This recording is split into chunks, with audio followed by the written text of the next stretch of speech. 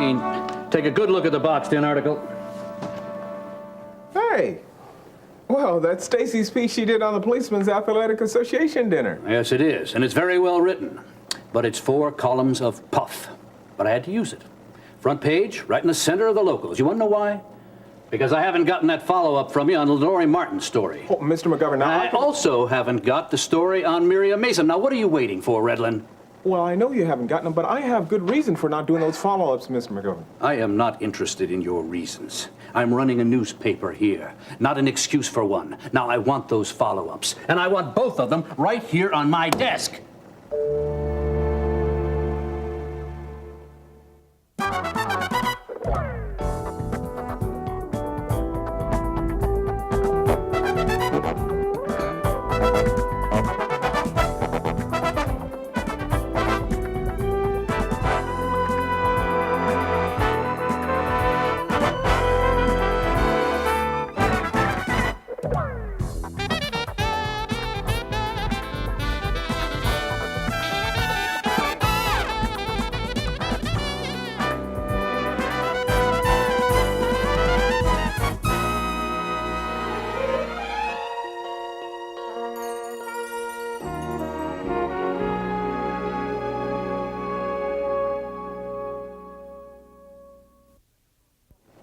You seem to be having some second thoughts about these assignments, Gene. Now, if I didn't think you could handle the legwork, I wouldn't have given them to you.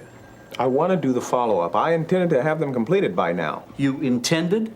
A reporter's intentions don't make very good copy for the first edition. Well, I've already done some preliminary work on the Lori Martin story. Oh, you've interviewed her? No, not yet. No, not yet. The woman survives a rape attempt. She accidentally runs into her assailant in her husband's clinic. She makes a positive identification of the guy, and you haven't interviewed her yet. Can you imagine what it must have been like for her to face Blue Nobles again? I wouldn't have to imagine it if you'd interviewed her. I would already know. I just don't think it's the right time now to confuse her with a bunch of questions. Oh, you don't think so, huh? I suppose you don't think it's the right time to interview Charles Carpenter either. No time is the right time with Charles Carpenter. I can't get anywhere with that man. Are you saying that from experience, or is it your imagination again? Look, I don't want to write anything that might endanger his daughter's life. Where was that concern when you wrote the first article about Kingsley's missing socialite? Miriam Mason's disappearance needed to be known. Now, I have a hunch that the kidnapper probably contacted Charles Carpenter by now, but doing some play-by-play of the negotiations in print is not going to help him get his daughter back. You leave the decisions about whether we print the negotiations up to me. You just find out whether there was a kidnapping or not. Now, if you don't think you can handle that, I'll find another reporter who can. Am I getting through to you, Redlin? Yes. Now, I know Lori Martin and Miriam Carpenter are friends of yours, but a good journalist cannot let his personal relationships stand in the way of his professional responsibility. You'll get your article. Well, I know I will, one way or the other. Now, I would suggest that you arrange interviews with Lori Martin and Charles Carpenter right now.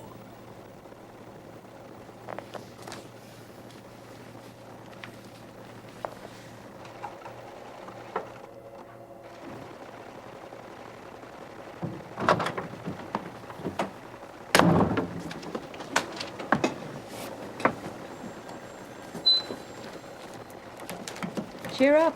At least I don't see any smoke. What? The great McGovern didn't burn you at the stake. Believe me, you almost did. Gene. He's been on a rampage all day. He called the society editor in first thing this morning. She came out with her mascara running. Can't anyone convince that guy that he's not always right? Only if you can convince an octopus it doesn't need all 8 of its arms. What did he call you in for, if you don't mind my asking? 2 follow-ups I haven't done yet. Let me guess. One definitely has to be on Lori Martin and Blue Nobles. Correct. And the other one? I'd say either A, whatever happened to the funds to subsidize low-rent housing for the elderly, or B, whatever happened to Miriam Mason. I picked B. Yeah, correct again. Did Mr. McGovern keep you on the assignments? Well, he did for now, but he said that if I couldn't deliver the copy, that he would get some other reporter who would. Well, I know one reporter who'd gladly trade Kingsley's 27th annual dog show for one of your assignments. That is, if you don't want to do them. It's not that, Stacy. These follow-ups concern two friends of mine. Now, I can do more harm than good if they're not handled right. The articles have to be done, Gene. You just have to find a way to do them to benefit Lori and Miriam. Yeah, and to satisfy our managing editor, too. Do you have any suggestions? You're asking me? According to Walter McGovern, I'm the eternal greenhorn. Yeah, well, your guess is as good as mine. Well, I could talk to your father again. Everything that your father knows about Blue, though, I've already covered in the first article. I showed my mother that article. She was surprised about Dad. Your mother? Your father's trying to find her, isn't he? I guess, but she's never been lost. She came back to Kingsley yesterday. She'd been vacationing in Mexico. Does he know that she's here? I don't know. But Mom very tactfully said she isn't ready yet to see Dad. Well, what about you, Stacy? I mean, are you ready to see your father?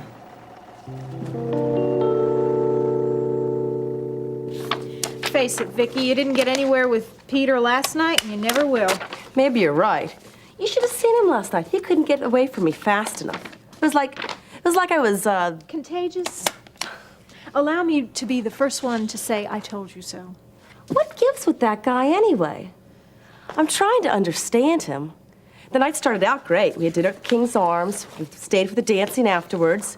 But as soon as we got back to my apartment, we didn't get near the bedroom door. He probably thought he'd get struck by a bolt of lightning if he took another step. All those religious fanatics he lives with. That is some influence his mother has on him. He's as old-fashioned as my parents. Oh, and you know why he said he couldn't spend the night with me? Oh, let me guess. It's because he respected you too much, and he didn't want to cheapen the relationship, right? Yeah, in a nutshell. How'd you know? Vicky, it's the standard cop-out that Terry and Scott have been feeding Lori and Peter for as long as I know. You know, they made me feel like a freak when I was there. I was beginning to forget the natural order of things. You know, after midnight, I was expected to be on my way up to my room and my date off going home. Well, you were lucky. Peter and I didn't even make it till midnight before he left. Vicky, will you take my advice for once and drop that wimp and get someone who's not afraid of losing their celibacy? I was thinking, though, you know, it's kind of nice to have someone treat you that way. He stopped dating everybody at Kingsley just because of me. It's because no one else will have them. Vicky, look, how many more of these reports do we have to get done? About 8 or 9. Why? Well, seeing as our work isn't taking your mind off Peter, I have something that will. Completed soil analysis report for Gil. You finished it already? Right down to the last speck of dirt. It really looks authentic. Soil is sufficient to support structure. Instead of the soil is insufficient to support structure like was on the original? Yeah, I guess Gil will never know the difference, huh? No one will. I mean, look at that forging job on the signature. Isn't that great? Looks exactly like William Schaefer's. See, now you're going to know because you're the one that gets all his reports in here, right? Nancy, do you think getting even with Gil is really worth all this trouble? Vicky, when that Canterbury office complex comes crumbling down on sandy soil, then Gil Prescott's going to be through in this town. He's never again going to be in the same position to walk over you or anyone else in Kingsley. Jean, I haven't seen my father in over 2 years. Dropping by for a visit isn't as easy as you think.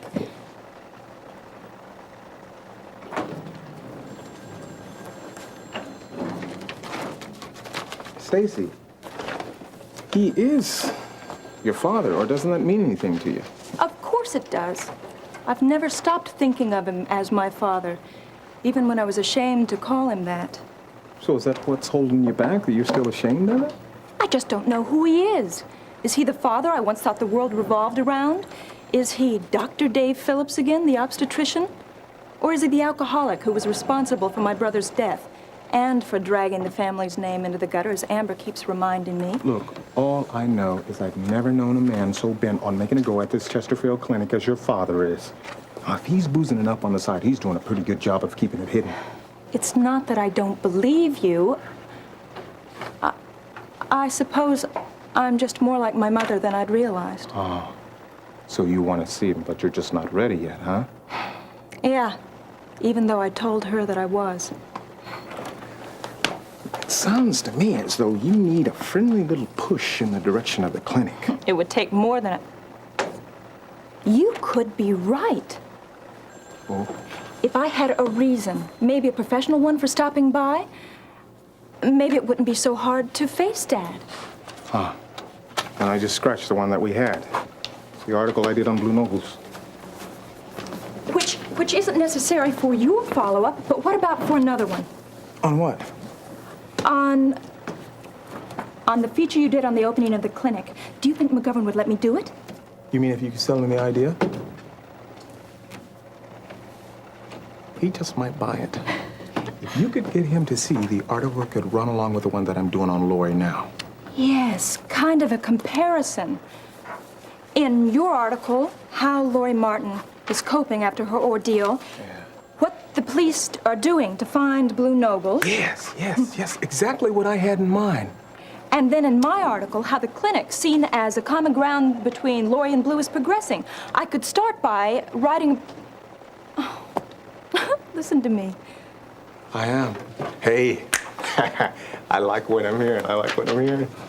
No, Jean, knowing Walter McGovern, he'll probably like the idea and then have another reporter write the story. But it's worth a try, Stacy. He knows you're a good writer. A good writer who's a woman. He still thinks the newsroom's no place for females. No, maybe you're gonna get to do that piece after all. I still think it's worth a try if it means getting you closer to your father. That is what you want, isn't it? Yes, very much. Only it's easier said than done.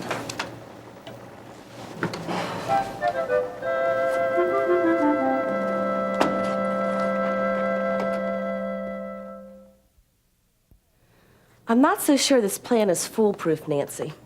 Why not, Vicky? He's not going to know that we faked a report. All he wants is his soil analysis thing, and that's what he's getting. But do you realize what we're getting? Yeah, sweet revenge at long last. We're getting a situation we could regret. I'd rather have my job than revenge. I'm up for a promotion next year. This little caper of ours could ruin my whole career. Vicky, is it your job you're worried about, or is it saving Gil Prescott's neck? You know Gil means nothing to me now. Well, so you say. But let me remind you that how Gil Prescott led you on and how he just treated you terribly, what, 2 or 3 times? 3 times. Yeah, okay.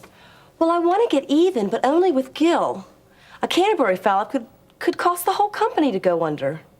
So? Well, think about all the people at Prescott Development who would be out of a job until it got back on its feet. Peter, for one. Peter has got a job for his life. I mean, he's so chummy with Gil. I would think they were exchanging notes about the two of you, but I know that Peter hasn't even gotten around to taking any. Why don't we just leave Peter out of this, okay?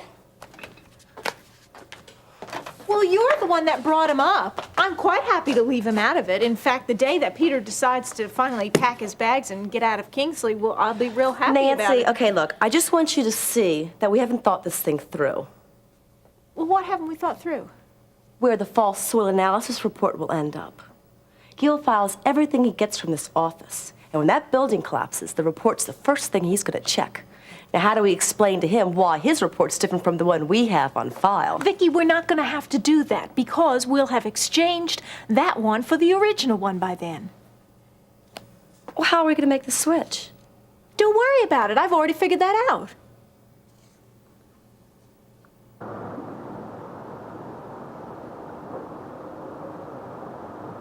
I see, Mr. Webster. Well, thank you for calling. I appreciate it. Come on in, Ben. Terry? Gene, I thought you were Ben. Oh, no, I saw him going in the opposite direction down the hall. Oh, wouldn't you know it? He was supposed to meet me here a half hour ago. He promised to give me an update on how things were going at the clinic this morning. Ah, well, I could use a little update myself, but not on the clinic. Well, listen, sit down. I'll give you one about the house. Thanks. Have you and Nancy gone before the Chancery yet? That's just it. We were scheduled for a hearing this week, but Harold Webster just notified me that it's been postponed until next week. Nancy didn't delay this, did she? I mean, Carla and I still have a chance to buy the place? Definitely. I don't even think Nancy knows about the postponement yet. But what brings you here? Oh, I'm working on another story on Lori. I really need to talk to her.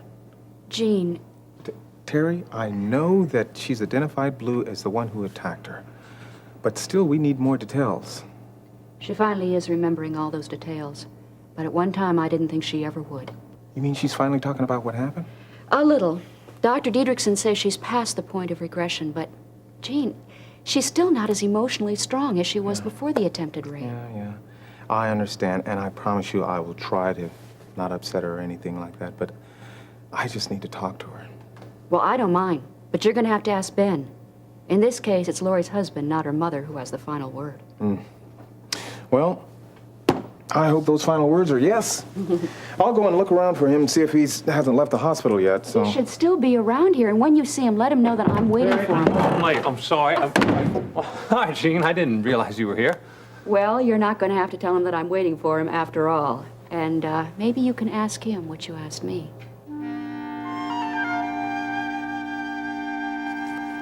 Gil, I already told you there is no letter here from Planning and Development. Here, you can look yourself. You don't Good. believe me. I just don't want to get further behind schedule on the Canterbury project. You know how costs rise if I do. And she should have had these permits and the soil analysis ready by now. Well, why are you expecting them in the mail? She always calls us when they're ready. Yeah, well, that's one public service we no longer get.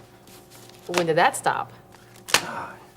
When she started her little vendetta against me. You know what really bugs me is I take her out a couple of times and then she starts thinking that she has an exclusive on me. Oh, so you actually took her out. For some reason, I always thought you stood her up every time. Oh, real funny. You know that every time I ever broke a date with Vicky was because of a business reason? And I even tried to apologize to her. Well, Vicky is among the privileged. I mean, an apology from the Gil Prescott? It's more than you do for your own sister. What, trying to tell me I owe you an apology for something? Yes, I am. And you can start with telling me how sorry you are about dinner last night. You never showed up at the Greenbrier, and Russ and I waited for you. I took a rain check. You know, the last restaurant Weaver and I were in at the same time, it needed to be remodeled. So I thought it would be just better if we stay away from each other. You know, no more fist fights. Russ already promised me there would have been no trouble. Yeah, and nothing like a Russ Weaver promise, is there? Now, what's that supposed to mean? Well, he did promise to take you to lunch, didn't he? Where is he? Well, I don't know. I'm beginning to get a little worried, too. Something might happen to him. Macho Mouth can take care of himself. Maybe he stood you up, Marianne. Oh, Gil, he's not like you. Oh, then where is he? I told you I don't know. He has to keep odd hours now with this new job that Vince gave him. You know, I don't even know what kind of work he's involved with. No, that's why I'm worried about him. Yeah, well, it seems to me Russ is becoming very much like his old man. Marianne, nobody knows exactly what Vince Cardella does for a living either. But I'll bet his life savings didn't come from some clean game of bingo. You know, if I were you, I'd avoid that family like the plague. Well, I would have to wonder where he is right now, Gil, if you'd given him a job here. Oh, come on, will you stop with that old feud? The one between Vicky and me is bad enough. And I'll tell you, if I don't get those permits, it's going to get worse. Jean and I would both like a moment of your time, Dr. Martin. Oh, well, Jean, don't tell me you want to hear about my morning at the clinic, too. No, I'll hear enough about that when Mom gets home. Well, the clinic won't be the only thing Ione will be talking about. I told her I saw Babs yesterday. Oh, when he and Lori were in Fairmont, I forgot to tell you. What's Babs doing in Fairmont? Well, she's working as a waitress at Walter's restaurant there. I almost didn't recognize her. She's wearing this red wig. Oh, no. Another one of those disguises trying to lose those characters who left her for dead in front of Leon's place. Let's just hope that she can come out of hiding soon. She's been living in constant fear long enough. Yeah, well, everyone has. When there's characters like Blue Noble walking around free. You know, Ben, that's exactly what I wanted to talk to you about. I couldn't agree with you more. Blue Nobles really should be off the street before he harms anyone else. But we have to find him first. And another statement from Lori could help. Jean's doing another article on it, Ben. Yeah, I'd like to interview Lori. You know, maybe she could remember some more about Blue Noble, some details. Wait a minute. What do you need her for? She's already identified the man. I know. But there are other lives that are on the line here, Ben. Have you forgotten about Monk and Hernandez? Until this thing is cleared up, they are still being held for attempted rape charge. And this is why you want to talk to her. Yeah. You wanted to relive a night that almost destroyed her. Jean, you personally want to drag her through that pain again for a couple of punks who could be Blue Noble's buddies for all I know? Ben, please. No, absolutely not. How dare you? I will never let you interview Lori.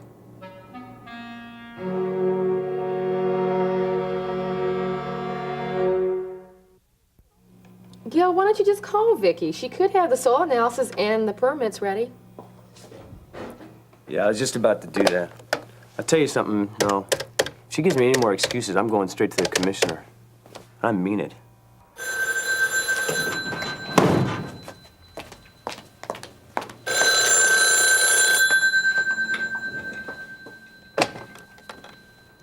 Office of Planning and Development. May I help you? Nancy, let me speak to Vicky. Oh, just a minute. It's for you. Vicki Lang? Yeah, Vicky, this is Gil Prescott. Canterbury permits and the soil analysis didn't come in the mail today, and I need them. Now, either I get them today or I'm going to the commissioner. You got it?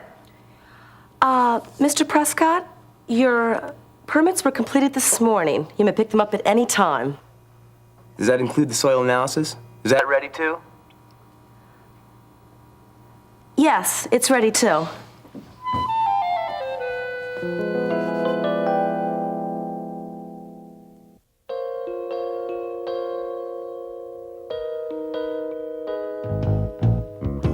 Join us again tomorrow for more of Another Life.